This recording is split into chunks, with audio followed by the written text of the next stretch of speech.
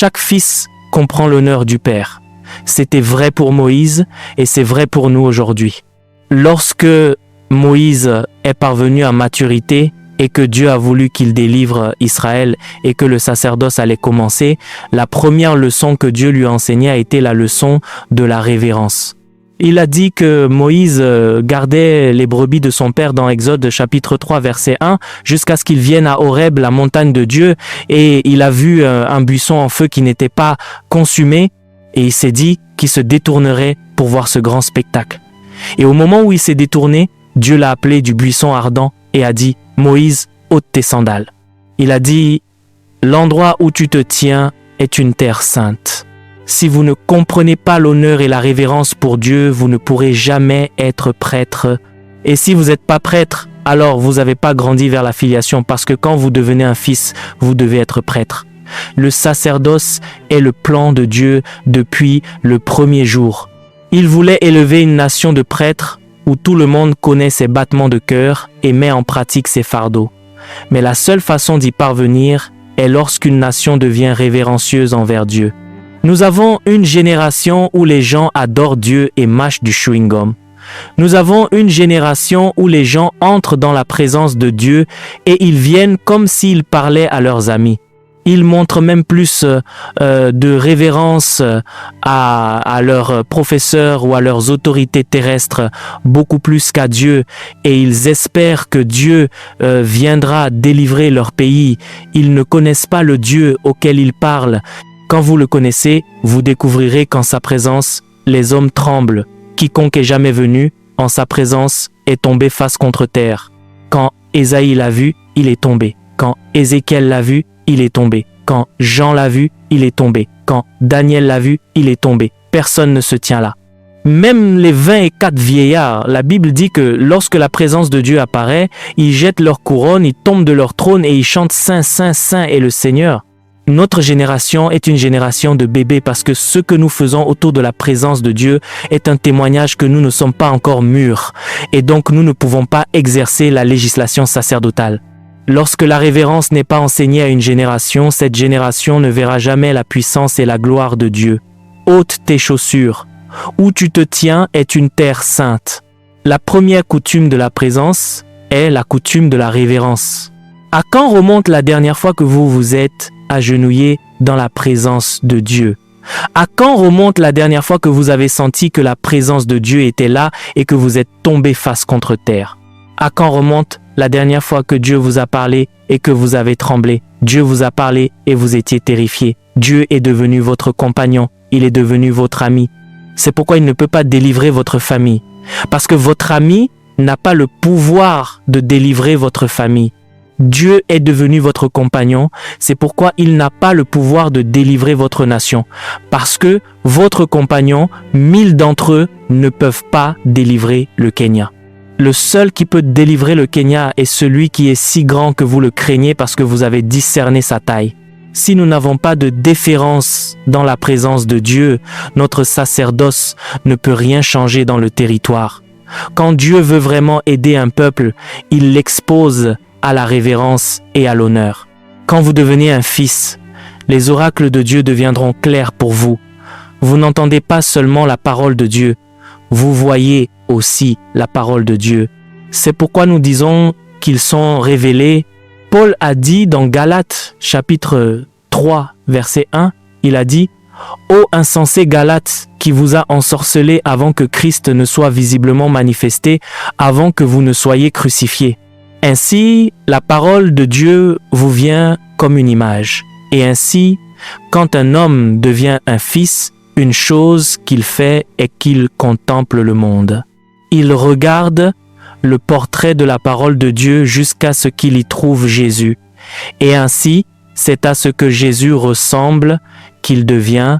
La raison en est que dans 2 Corinthiens chapitre 3, verset 18, il est dit que nous tous, le visage découvert, contemplant comme dans un miroir l'image de la gloire du Seigneur, nous sommes transformés en cette image de gloire en gloire. Quand vous n'êtes pas métamorphosé, vous essaierez de prendre des décisions que vous n'avez pas la capacité de mener à bien dans votre état actuel. Quand vous voyez un papillon, il commence comme un œuf, mais ce papillon a le potentiel de voler avec des ailes. Quelle que soit la décision que prend l'œuf, il ne pourra jamais voler tant que des ailes n'auront pas poussé. Il n'y aura pas de vol. Avant de continuer cette vidéo, juste pour rappeler que nous avons notre livre Les Généraux de Dieu qui est désormais disponible. Si vous voulez connaître plus sur les Généraux de Dieu, si vous voulez connaître leur histoire, qu'est-ce qu'ils ont fait pour avoir cette onction, comment ils ont fait, quelle est leur routine spirituelle, et donc ces 25 biographies, le lien dans la description de cette vidéo pour pouvoir télécharger le livre rapidement. Que Dieu vous bénisse abondamment. Quand les ailes poussent, si le papillon ne prie pas, il volera quand même. Donc ce que fait la métamorphose, c'est qu'elle vous fait passer de votre humanité à votre divinité, parce qu'il y a une divinité en chacun de nous. Mais la seule façon d'activer cette divinité est de regarder Christ, le divin. Ainsi, quand un homme veut grandir vers la filiation, Jésus lui vient comme des images. La parole du Seigneur lui vient comme des images. Donc, il commence à la contempler. Vous pouvez venir à l'église et ils disent « Car Dieu a tant aimé le monde », vous l'avez entendu. Mais quand vous sortez maintenant, vous verrez un mendiant. Et cette écriture viendra maintenant. Pour Dieu a tant aimé le monde, et pour Dieu a tant aimé le monde, deviendra une image de vous vidant votre argent pour ce mendiant. Celle-là s'appelle la contemplation. La parole devient des images pour vous. Quand vous commencez à regarder ces images et à aligner votre cœur, un point viendra. Vous devenez adulte. Vous devenez un fils. Parce que quand ils vous trouveront, vous ne ressemblerez pas à votre Père dans le Seigneur. Vous ressemblerez à Jésus-Christ. Amen. Et ainsi, aussi bon que soit votre Père dans le Seigneur, tout domaine qui n'est pas comme Christ, vous ne serez pas comme lui. Savez-vous pourquoi notre génération devient de plus en plus faible? Nous héritons du bon et du mauvais des ancêtres parce que nous ne connaissons pas Jésus. Quand nous connaissons Jésus, nous devenons de meilleures versions de nos pères. Nous les honorons pour leur labeur et même leurs erreurs. Nous les honorons, mais nous ne les copions pas. Parce que nous ne les voyons pas seulement, nous voyons le portrait de Christ. Si vous ne voyez pas Jésus, un point viendra. Vous deviendrez comme un homme. Vous ne deviendrez pas comme Jésus-Christ. Parce que nous tous, le visage découvert, contemplant comme dans un miroir l'image du Seigneur, nous sommes changés. C'est pourquoi parfois vous entendez un message, vous quittez la conférence, une seule déclaration voyagera avec vous. Une seule déclaration, l'homme a prêché pendant 2 heures, mais ce n'est qu'un mot qui est resté avec vous. Vous allez vous coucher, vous vous tournez dans votre lit. Ce mot sera une image sur votre visage. Vous savez, quand vous êtes un enfant, vous pensez que plus vous parlez, plus vous avez de sens. Quand Dieu apparaît, vous découvrirez que plus vous êtes silencieux, plus vous devenez puissant, parce que vous n'êtes pas aussi puissant que vous parlez.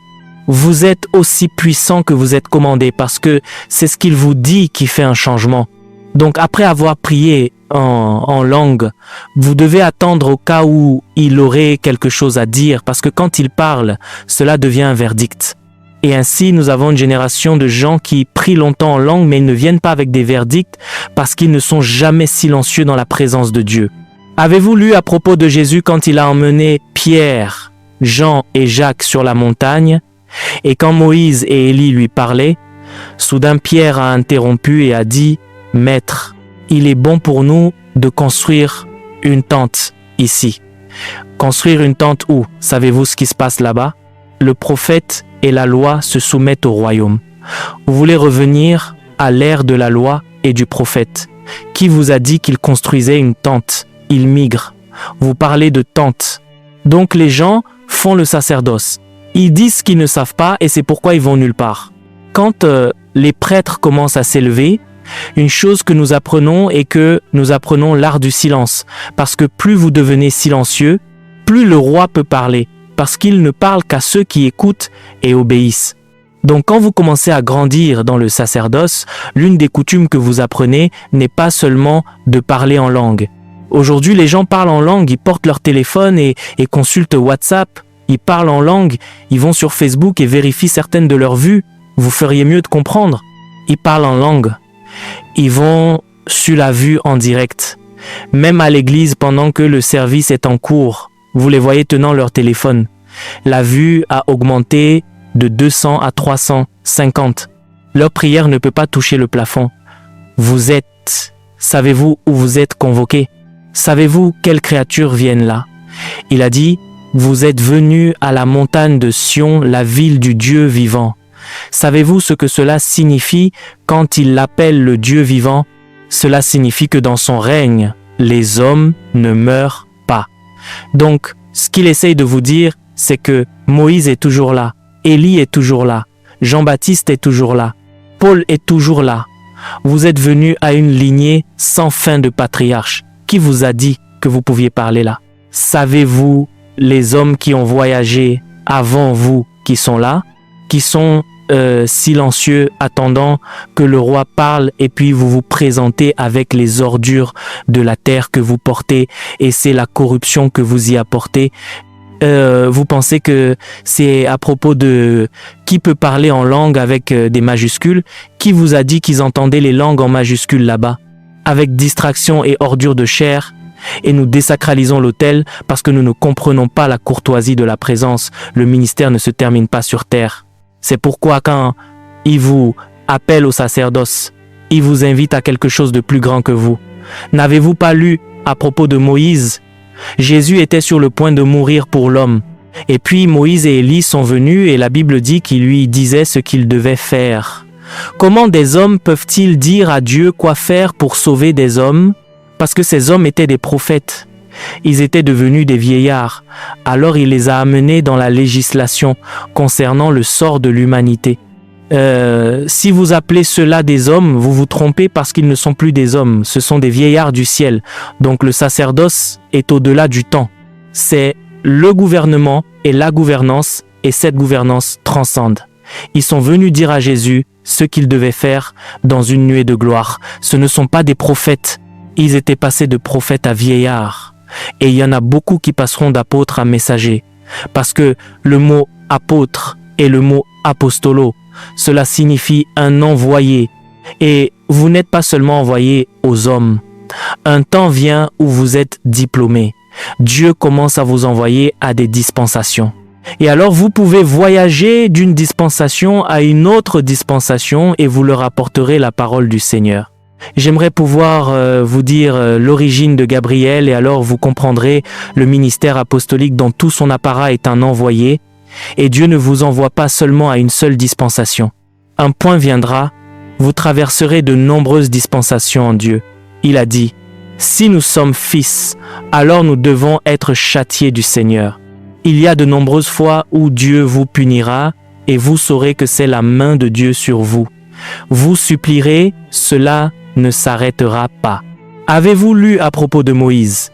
Il a amené Moïse au royaume de gloire et il a averti Moïse. Ici, les gens ne pêchent pas. Il y a un royaume où les gens pêchent, nous leur pardonnons. Ici, les gens ne pêchent pas parce que vous marchez parmi des immortels. Si vous péchez ici, nous vous jugerons. Allez vérifier. Lucifer pécha ici. Il tomba pour toujours. Ne pêche pas ici. Si vous péchez ici, il y a des lois. Et quand il dit à Moïse, parle au rocher, Moïse frappa le rocher. Immédiatement il dit, vous ne m'avez pas sanctifié par les eaux de Mériba. Il a dit, vous verrez la terre promise, vous n'entrerez pas. Moïse supplia Dieu et il lui dit, ne me prie pas. Quel genre de choses? C'est cela, la filiation et le châtiment du Seigneur. Et quand Moïse supplia Dieu, un point vint. Dieu dit, va aux montagnes de Nebo, dans la montagne d'Abarim. Il dit, meurs cela. Donc, Dieu laisse les hommes mourir. Oui, meurs cela. Donc, quand Dieu veut vous construire vers la filiation, la première chose qu'il fait est qu'il vous avertit de sa vengeance et vous dit qu'il y a un royaume où vous verrez ma justice. Il y a un royaume où vous verrez ma terreur. Il y a un royaume où vous verrez mon jugement. C'est pourquoi Paul a dit, connaissant la terreur du Seigneur, nous voulons que les hommes se repentent. Les puissances qui changent la nation ne sont pas sur le mont des bébés. Ce sont des hommes qui comprennent les ordonnances de Dieu. Avant de continuer cette vidéo, juste pour rappeler que nous avons notre livre Les Généraux de Dieu qui est désormais disponible. Si vous voulez connaître plus sur les Généraux de Dieu, si vous voulez connaître leur histoire, qu'est-ce qu'ils ont fait pour avoir cette onction, comment ils ont fait, quelle est leur routine spirituelle, et donc ces 25 biographies, le lien dans la description de cette vidéo pour pouvoir télécharger le livre rapidement. Que Dieu vous bénisse abondamment. Et c'est pourquoi Dieu peut leur donner ce niveau de puissance. Il vous avertira et il vous châtiera. Nous sommes une génération qui fuit le châtiment du Seigneur parce qu'à chaque fois que nous venons à Dieu, nous n'entendons que de bonnes choses. On ne nous a pas enseigné les patriarches comment ils marchaient sur la terre, que certains d'entre eux ont été niés. Jonas, il lui dit, va à Ninive et avertis le peuple. Jonas fit un voyage de ses propres desseins. C'est dans le ventre d'une baleine qu'il fut ramené. Il y fut pendant 3 jours. Il mourut et il alla en enfer. Jonas dit, j'ai prié Dieu du ventre du séjour des morts. C'était là que Dieu lui permit de voir le tourment de l'enfer. À cause d'une seule désobéissance, Dieu lui permit d'aller en enfer. Il sentit le tourment du séjour des morts. C'est du séjour des morts qu'il cria de cela. Dieu le délivra à cause du rang de filiation. Quand un homme ne grandit pas vers la filiation, il ne peut pas comprendre les affaires du royaume. Et c'est pourquoi notre sacerdoce ne peut aller nulle part. Quand les fils émergent, ils connaissent la dignité de l'honneur. Et quand ils viennent devant le Seigneur, ils savent comment se prosterner devant lui. Quand de tels hommes commencent à s'élever au Kenya, 5 d'entre eux suffisent pour fermer cette nation parce qu'il n'a pas besoin d'une foule pour changer une nation. Il nous a montré un principe dès le premier jour. Il voulait délivrer Israël de l'Égypte. Il envoya Moïse. Un seul homme suffit. Un seul homme. Nous sommes plus de 1000, mais nous ne pouvons avoir aucun impact parce que nous ne savons pas où résident les vrais pouvoirs. Dieu merci pour nos dons. Dieu merci pour la manifestation de l'Esprit. Ceux-là sont là pour répondre aux besoins. Les choses qui changent une génération et un territoire, ce sont des questions de gouvernement et de gouvernance qui viennent du royaume de Dieu, et il faudra un homme qui comprend la courtoisie de ce royaume pour apporter ce gouvernement sur terre. Je vous ai dit les choses que vous voulez considérer comme des questions de maturité. Ce ne sont pas juste des choses émotionnelles. Et Dieu vous permettra de grandir à travers cela, de passer par là et de l'apprendre. Parfois, il commence avec votre famille immédiate et puis il vous fait graduer vers une institution dont vous faites partie, peut-être une école, et puis il vous fait graduer vers le territoire et puis il vous montre. N'avez-vous pas lu à propos de Moïse quand il était sur la montagne pendant 40 jours? Qu'est-ce que la Bible dit que Moïse dit? Il ne dit rien. Seul Dieu parlait. Moïse écrivait seulement. Il s'assit à la montagne pendant 40 jours. Il était silencieux. Vous n'entendrez jamais Moïse dire ceci. Dis quoi? Dieu parlait. Il écrivait. Mais quand il est venu avec ces tablettes sont devenues le fondement de la civilisation humaine. Jusqu'à aujourd'hui, toutes les lois de l'Ethm sont des lois de Moïse. Apprenez-vous quelque chose? Avez-vous été à cet endroit où vous priez en l'esprit et vous montez haut et puis soudain, le Saint-Esprit tait votre voix? Tu parles maintenant.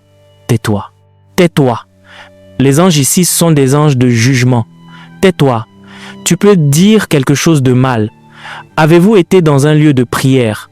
Vous dites quelque chose, vous savez que vous avez entendu. Ils disent « tais-toi, tais-toi ». Les anciens parlent, les trônes parlent, le monarque lui-même parle. Votre travail consiste à porter cette parole, à partir et à l'annoncer sur terre. Ne parlez pas ici. C'est cela le sacerdoce. Quand les fils s'élèvent, nous maîtrisons cela. C'est pourquoi, lorsque vous voyez ceux qui deviennent véritablement matures, ils deviennent très silencieux et calmes. Vous pouvez ressentir ce calme. Ce n'est pas parce qu'ils jouent un rôle. Cela devient une disposition de leur esprit. Leur esprit est réduit au silence. Ils ne parlent plus beaucoup parce que tout ce qu'ils disent est le décret de Dieu.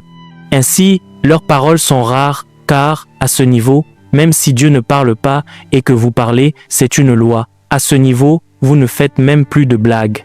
Vous pouvez dire à quelqu'un qu'il est fou et il devient fou parce que vous parlez à partir d'une énergie. Tout ce que vous dites est une loi.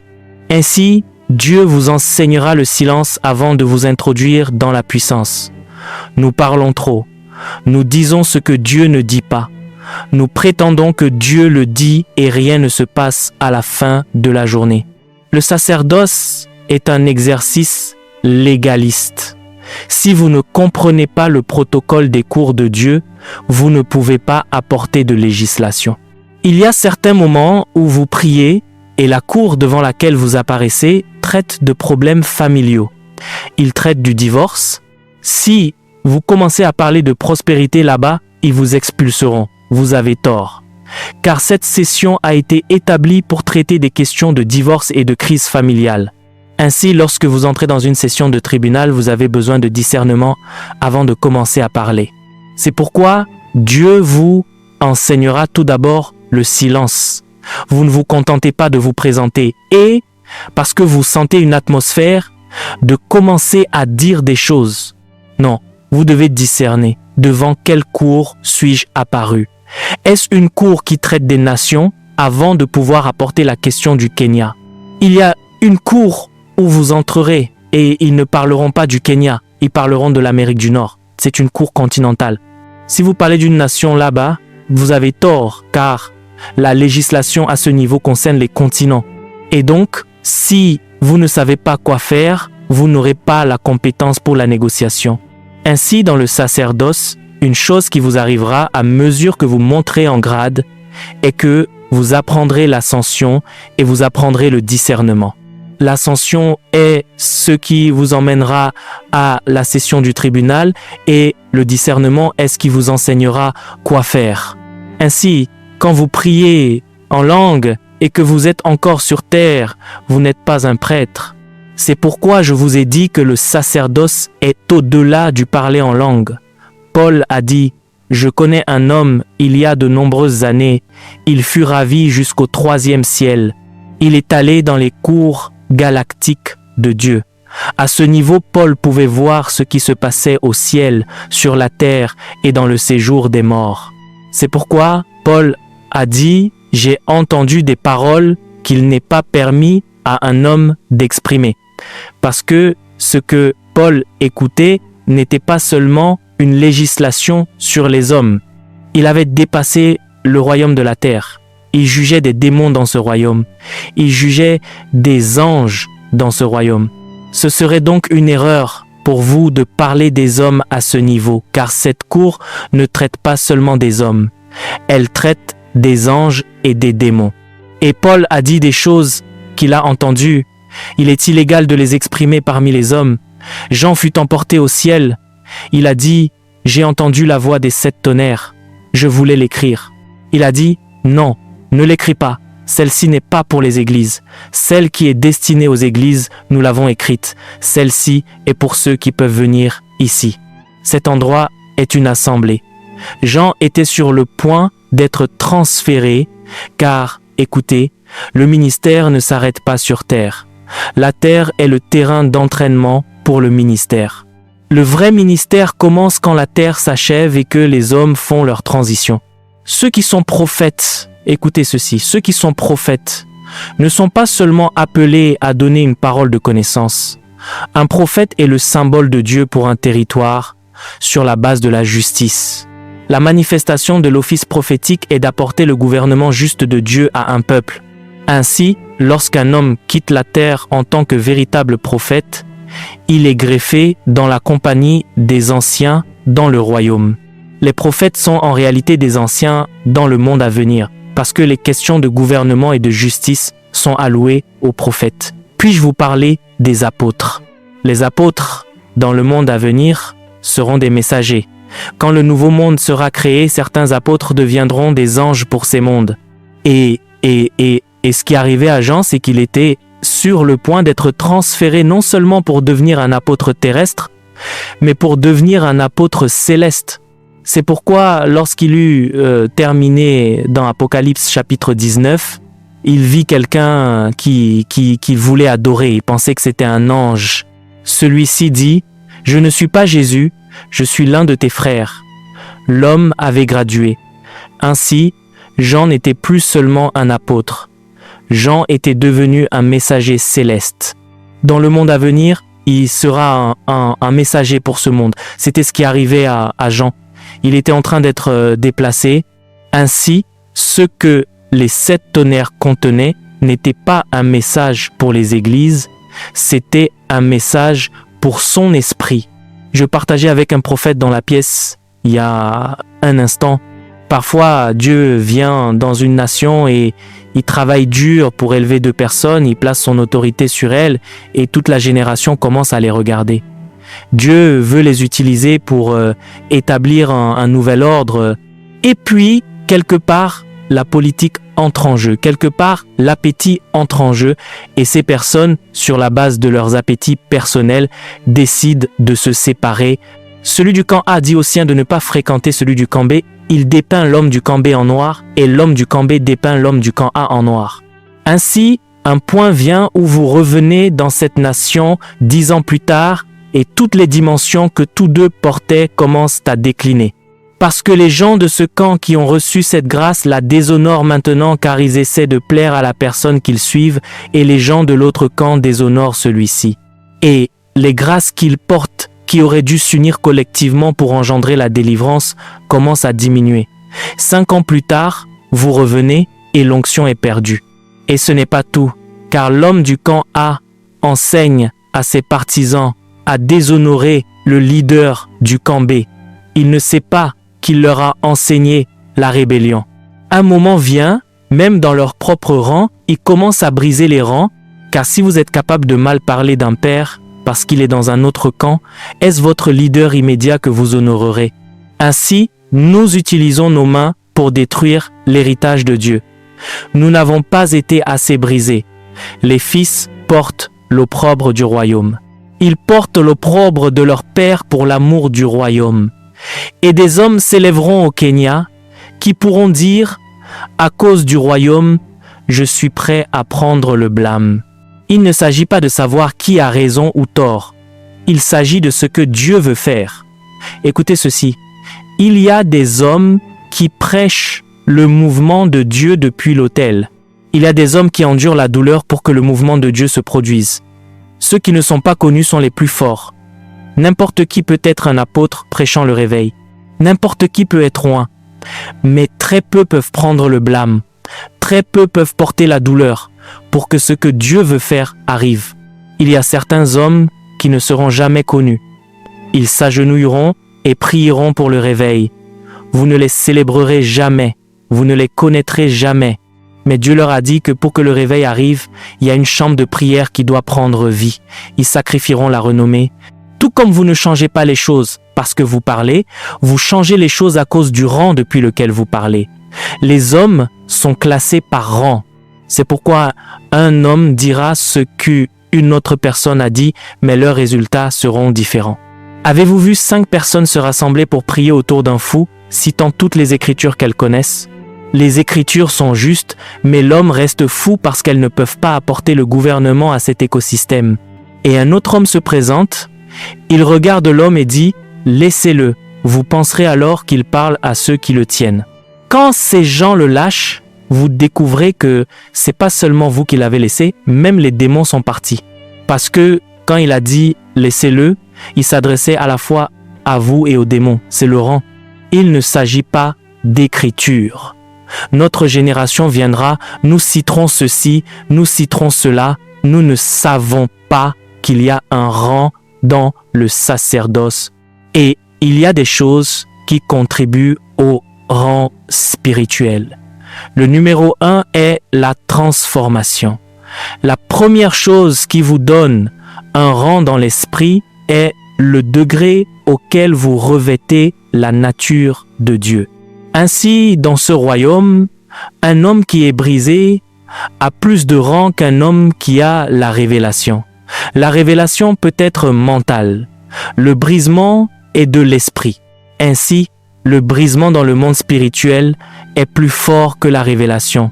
C'est pourquoi vous voyez cette génération, un jeune prédicateur se lève, il donne de la révélation. Personne ne peut rester assis. Quand il finit de donner la révélation, il prie pour les malades. Quelques personnes sortent et disent « J'avais mal au dos, c'est parti ».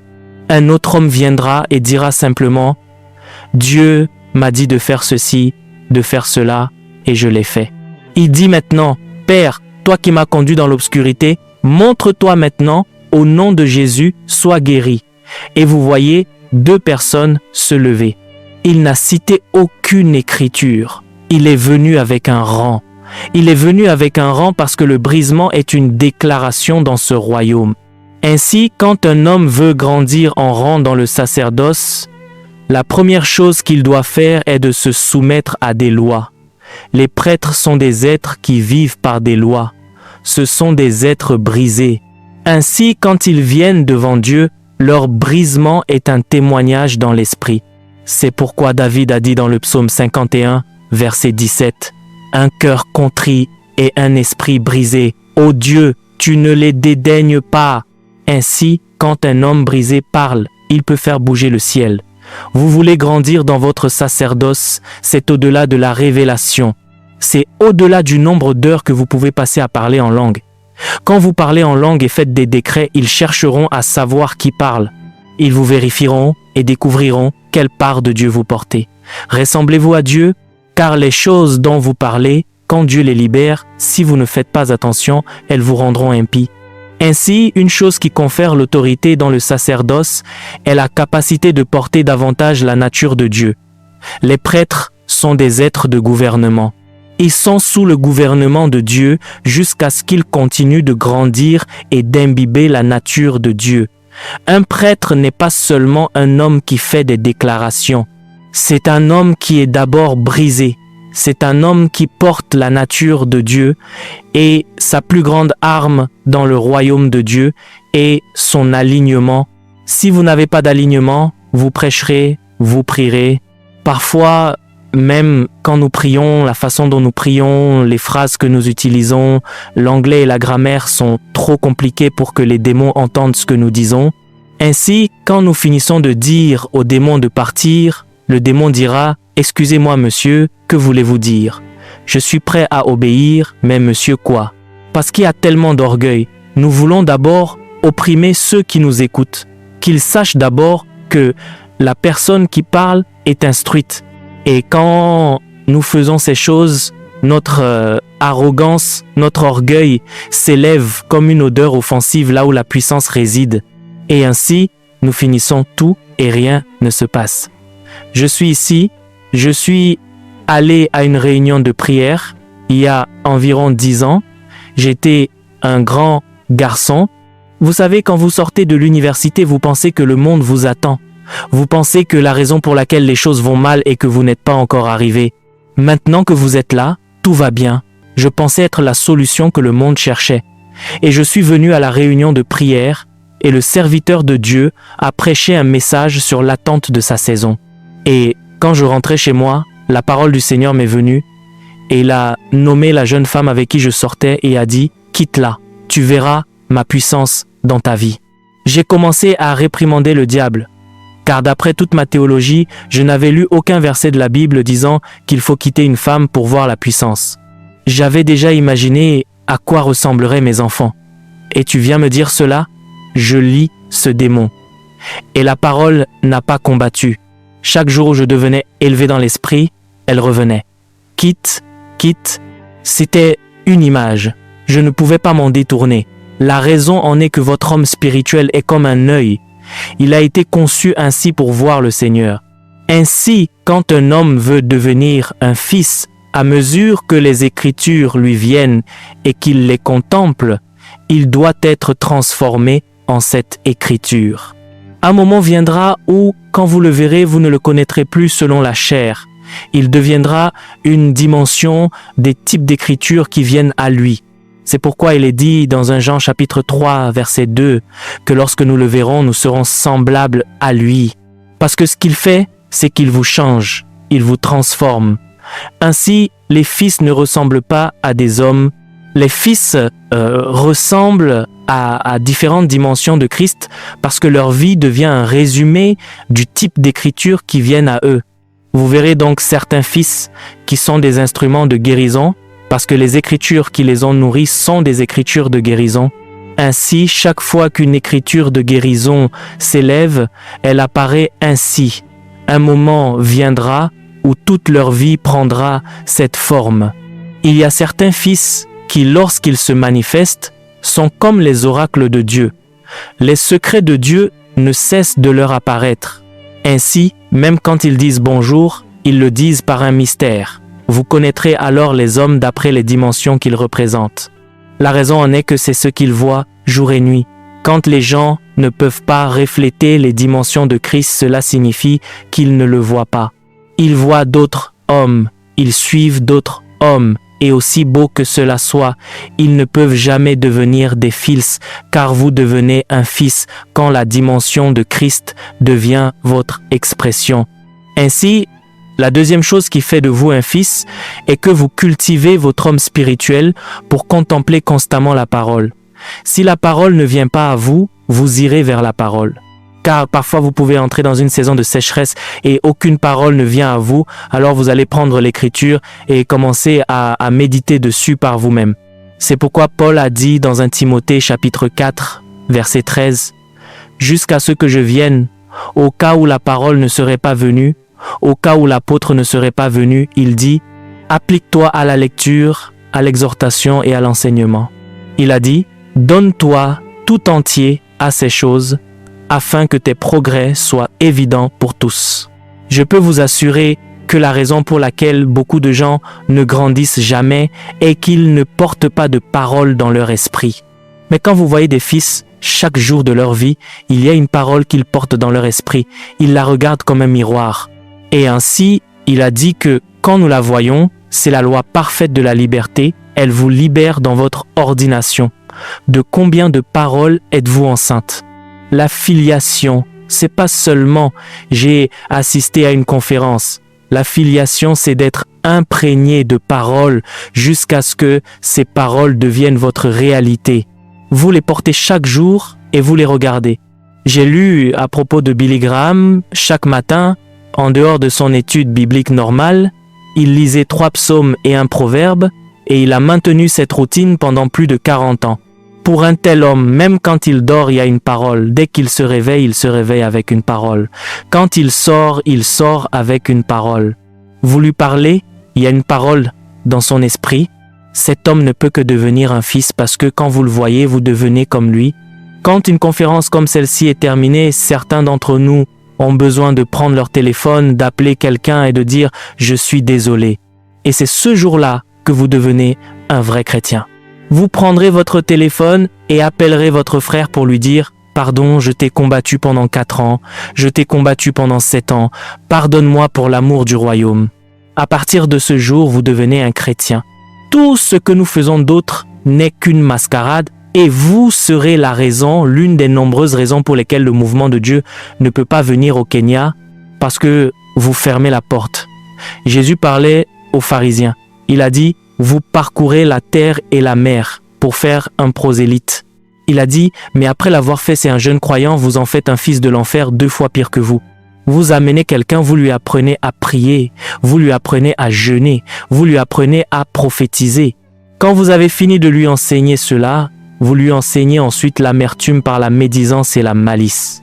Vous venez dans une nation avec un tel héritage, mais vous ne trouvez pas Dieu parce que l'apôtre A dit à tous ses partisans que l'apôtre B est un démon et il plante la rébellion dans leur cœur. L'apôtre C dit à ses partisans que l'apôtre A est un démon à cause de sentiments personnels et après un certain temps, le mouvement de Dieu est tronqué. Notre génération ne sera pas prise au piège là, dedans. Nous ne serons pas pris dedans. Nous nous battrons pour l'unité. Nous nous battrons pour l'amour. Nous nous battrons pour la coexistence mutuelle. Nous ferons preuve de patience les uns envers les autres parce que Dieu a besoin de fils. Il y a une pénurie de fils dans l'esprit. Les hommes n'ont pas été assez travaillés. Leur ego peut les pousser à étouffer ce que Dieu est en train de faire. Je vous dis pourquoi beaucoup ne sont pas des fils. Parfois même nous, les apôtres, devenons une grande distraction. Nous nous mettons en avant devant les gens et nous devenons si imposants qu'ils ne peuvent plus voir Jésus. Ils essaient de regarder Jésus mais ils ne le trouvent pas. Nous bloquons chaque aspect. La filiation est une responsabilité. Numéro 1, vous vous livrez au mouvement de la vie. Numéro 2, vous vous engagerez à contempler la parole chaque jour comme dans un miroir jusqu'à ce que vous soyez changé. Numéro 3, vous devez être soumis au Saint-Esprit. Dans Romains chapitre 8, verset 14, il est dit que tous ceux qui sont conduits par l'Esprit de Dieu sont fils de Dieu, pas tous ceux qui sont nés, mais tous ceux qui sont conduits par l'Esprit de Dieu. Quand vous trouvez un fils, il devient si souple entre les mains du Saint-Esprit que le Saint-Esprit devient un gouvernement sur son âme.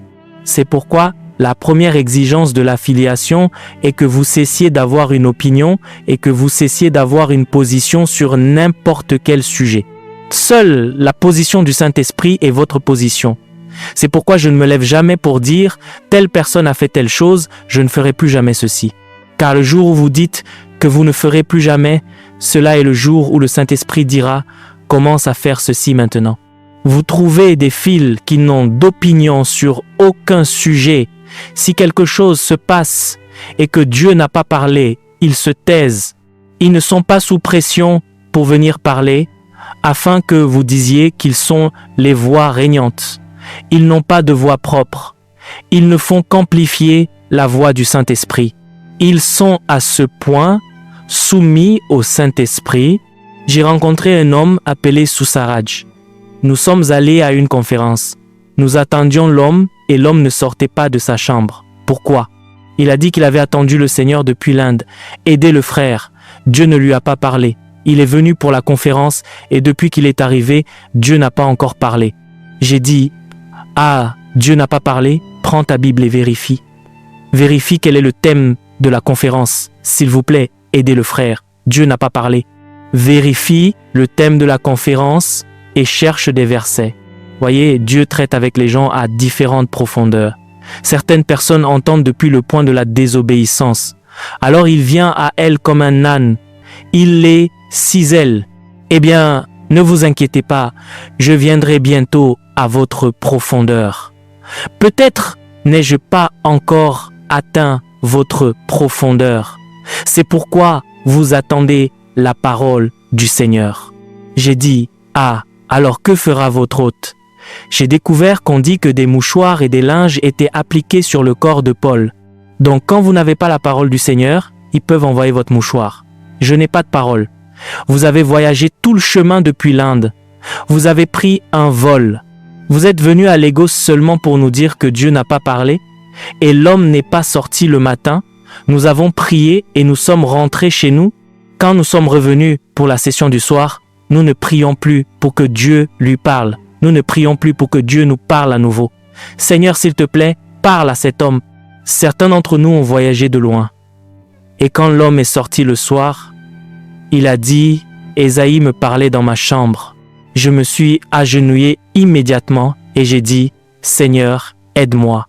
Que voulez-vous dire? C'est plus tard que j'ai compris certains mystères du sacerdoce. Et je vous enseignerai cela ce soir. Il a dit, Ésaïe me parlait et Ésaïe est venu me donner le parchemin du Nigeria. Et ainsi, quand un tel homme parle, même s'il chante, cela arrivera. S'il s'assoit, cela arrivera. S'il crie, cela arrivera. La raison en est qu'il ne parle pas. Il lit son parchemin. C'est cela un fils. Si vous étudiez les prophètes d'autrefois, parfois ils allaient sur la montagne pendant 40 jours juste pour apporter un seul message à un peuple. Ils venaient pas parce qu'ils avaient lu le livre. Ils venaient parce que Dieu leur avait parlé. Ce sont des fils. Ils ont compris comment le Saint-Esprit travaille. Ils ont donc la capacité d'attendre le Saint-Esprit. C'est pourquoi je dis, tous ceux qui sont conduits par l'Esprit sont fils de Dieu. Ce sont eux qui peuvent apporter le gouvernement à un peuple. Parfois, quand vous commencez le ministère et que vous y êtes depuis 5 ans, votre expérience prendra la place du Saint-Esprit. C'est pourquoi les gens restent dans le royaume et deviennent de plus en plus faibles, parce qu'ils remplacent le Saint-Esprit par des stratégies. Ils remplacent le Saint-Esprit par l'expérience. Ils remplacent le Saint-Esprit par des artifices. Et parce que vous le faites et que des choses se produisent, cela ne signifie pas que vous grandissez dans le royaume de la lumière. Car vous pouvez venir à une réunion et les gens tomberont. Cela ne signifie pas que Dieu est là. Même Michael Jackson est venu à des réunions et les gens sont tombés. Quelle est la parole du Seigneur dans votre esprit? Si nous faisions un recensement maintenant et demandions « Que dit Dieu sur le Kenya en ce moment ?» Combien d'entre vous le savent? Cela signifie que les fils sont peu nombreux. Il y a beaucoup d'enfants à l'église, mais les fils sont rares. Ceux qui sont soumis au Saint-Esprit, il leur parle. C'est un homme qui insiste pour que les desseins de Dieu et la volonté de Dieu trouvent leur expression. Quiconque devient véritablement un fils porte le fardeau du Père. Et l'une des façons dont il exécute les fardeaux de Dieu est de se tenir sur la brèche. Quand vous étudiez la vie de Moïse, vous allez voir l'expression la plus graphique du sacerdoce. Bien des fois, Dieu est en colère. Je détruirai ce peuple au cou raide. Moïse dit, loin de toi cette pensée, Seigneur. Veux-tu que les nations de la terre entendent que tu les as délivrés de la captivité pour les détruire dans le désert? Repens-toi de cela, Seigneur. C'est un homme qui parle à Dieu. Cela s'appelle le sacerdoce. Vous entrez dans l'écosystème de Dieu. Vous savez maintenant ce qui est dans le cœur de Dieu et vous commencez à aider Dieu à l'exécuter parce que les hommes ont le cou raide. Ainsi, vous prenez sur vous les limites des hommes et vous intercédez en leur faveur auprès de Dieu. La filiation est donc la capacité de marcher dans les couloirs du sacerdoce. Et quand un homme commence à marcher dans les couloirs du sacerdoce, il y a 4 choses que vous trouverez dans la législation. Numéro 1, vous découvrirez que dans le sacerdoce, il y a des coutumes. Le sacerdoce n'est pas seulement prier en langue. Il y a une génération de personnes qui prient mais qui ne connaissent pas la courtoisie du spirituel. Quand vous entrez dans le sacerdoce, la première chose qu'on vous enseignera sont les coutumes de la présence. On ne fait pas n'importe quoi dans la présence de Dieu. Dieu est un roi. Il y a beaucoup de choses que sa présence ne tolère pas. Si vous connaissez la présence de Dieu, vous découvrirez que la présence de Dieu est le gouvernement de Dieu. Et pour que vous puissiez apporter un changement à votre territoire, vous devez maîtriser l'art de marcher dans la présence de Dieu. Car si la présence de Dieu ne vient pas avec vous, vos paroles sont vides. Ainsi, le sacerdoce vous enseignera la courtoisie de la présence. Chaque esprit a une coutume qui régit l'opération de sa présence. La raison en est que les esprits ne sont pas des hommes. Quand nous quittons cette pièce, nous allons quitter un environnement pour aller dans un autre environnement. Les esprits ne sont pas comme ça. Les esprits voyagent avec leur environnement. Leur environnement fait partie d'eux. Et parce que leur environnement fait partie d'eux, ils ne tolèrent aucun compromis dans leur environnement. Car si vous dénaturez leur environnement, vous dénaturez leur être. Vous pouvez faire n'importe quoi dans cette pièce. Nous vous laissons ici et nous allons ailleurs. Nous laissons cet environnement derrière nous. Ça marche pas comme ça avec l'esprit. Un esprit transporte son environnement. C'est pourquoi, quand Dieu vient dans un lieu, sa présence y vient aussi. Et ainsi, quand vous voulez exercer le sacerdoce, c'est quelque chose que vous devez faire dans la présence de Dieu. Il y a donc des coutumes auxquelles vous devez obéir. La première coutume du sacerdoce est la coutume de la révérence. Quand un prêtre veut grandir, il doit monter dans les cours. Il y a beaucoup de cours au ciel. Il y a certaines cours où les hommes sont jugés. Dites à Zacharie que le vêtement qu'il porte est sale. C'est un souverain sacrificateur. Pour qu'il ait une pertinence ici, il a dit « ôte ce vêtement sale ». Pendant ce temps, quelqu'un d'autre qui n'est pas dans l'office politique du sacerdoce est celui qui plaide en faveur de Zacharie. Quand ils viennent sur terre, Zacharie dira « Je suis le souverain sacrificateur ». Il ne sait pas dans l'esprit que la raison pour laquelle il est toujours là est que quelqu'un d'autre est monté dans cette cour, quelqu'un qui a l'autorité de parler là où lui ne peut pas parler. Quelqu'un parle. Notre monde manque de prêtres. Les hommes ne peuvent pas monter. Vous restez dans votre chambre. Vous vous distrayez avec des films pendant 7 heures, pendant que vos compagnons creusent, pendant que vos compagnons voyagent. Vous vous distrayez avec YouTube. Vous regardez des films. Vous êtes sur Netflix. Un prêtre passe 4 heures sur Netflix. Pendant ce temps, Le sort du Kenya est en train d'être décidé et vous ne connaissez même pas le jour. Je peux vous dire qu'il y a des hommes qui vous diront « Mardi prochain, ils discuteront du Kenya » et ils le savent parce qu'ils sont allés au ciel. Ils connaissent le calendrier. Ils peuvent vous dire le jour où ils rendront le jugement sur le Kenya. Et dans l'esprit, ce jour-là, ils viendront là et diront à Dieu « Qu'en est-il de l'alliance que tu as conclue avec les pères? Fais miséricorde. » Et ainsi, la raison pour laquelle le Kenya tiendra debout est à cause de ces hommes qui n'ont pas de nom. Et vous, vous perdez votre temps avec Netflix. Voulez-vous prier maintenant? Si je vais au-delà d'ici maintenant, je dirai des choses qu'ils pourraient appeler hérésie. Je m'arrêterai parce que même ceux qui sont au Nigeria regardent. Demain, vous entendrez dire « l'apostasie, le propriétaire du Nigeria est ma santé ». Alors les gens commencent à se battre parce que très peu de gens vont là-bas. Très peu de gens. Savez-vous qui possède le Kenya? Savez-vous? Si vous savez qui possède le Kenya, vous retournerez étudier son travail avec Dieu et vous découvrirez ce que Dieu lui a dit. Vous découvrirez quels ont été les traitements de l'esprit auxquels Dieu l'a soumis, parce que la seule façon pour vous de réclamer le Kenya est de découvrir la vie de cet homme, car sa vie deviendra une feuille de route pour la nation du Kenya. C'est pourquoi aujourd'hui on étudie Moïse, parce qu'il a enfanté Israël. Vous savez, vous devez comprendre qu'il y a un Dieu que vous trouverez dans le lieu secret pour avoir de l'autorité en Israël, mais nous ne l'avons pas fait. Il a dit, dans le Cantique des Cantiques, chapitre 4, verset 4, que le cou de David est une montagne. Il dit que sur elle se trouvent les armures de nombreux guerriers. Il y a des hommes qui ont combattu au Kenya et qui ont repoussé le gouvernement des ténèbres. Ils sont partis rejoindre le Seigneur, mais personne ne peut tisser leur manteau. Vous n'avez pas vérifié dans l'esprit, vous n'êtes pas monté. Ces choses sont dans les cours. Elles attendent ceux qui peuvent venir et dire « Père, le Kenya ne peut pas reculer. Nous insistons pour apparaître dans ce que tu as dit concernant cette nation. » Et quand ils insistent pendant longtemps, Dieu leur remettra ses manteaux et les renverra au Kenya. C'est ainsi que le sacerdoce change les territoires. Peut-être devrais-je m'arrêter ici et vous laisser avec ce fardeau. Demain, nous pourrons traiter de la puissance. Certaines choses sont plus importantes que la puissance. Il y a 8 choses que j'ai notées sur le rang du sacerdoce. Priez par le Saint-Esprit. Écoutez, ne priez pas religieusement. J'ai dit 2 choses ici. Numéro 1, j'ai parlé de l'alignement. Pour certains d'entre nous, nos vêtements sont sales.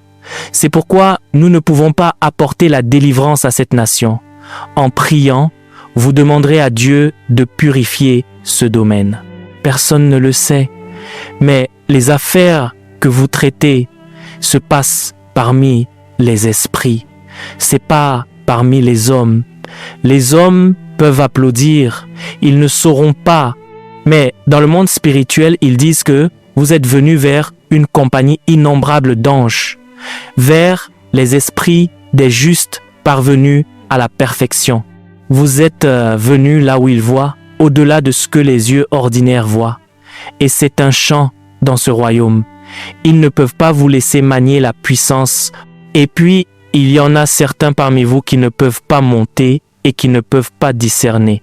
Alors vous priez, mais vous ne savez pas ce qui se passe au-dessus de votre tête.